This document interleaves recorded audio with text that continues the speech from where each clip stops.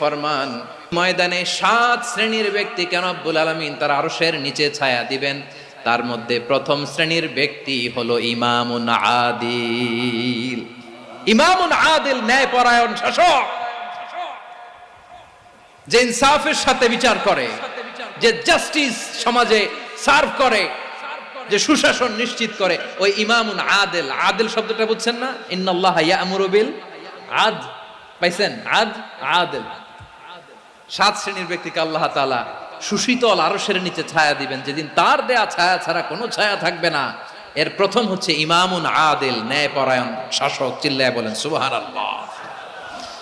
আবার বিশ্বনবী বললেন, ইন্নাল মুকসিতিনা ইনদাল্লাহি আলা মানাবিরা মিন নূর আন ইয়ামিনির রহমান। কিয়ামতের দিন যারা ন্যায়পরায়ণ হিসেবে আল্লাহর সামনে দাঁড়াবে, কিয়ামতের দিন রব্বুল আলামিন তার আরশের ডান দিকে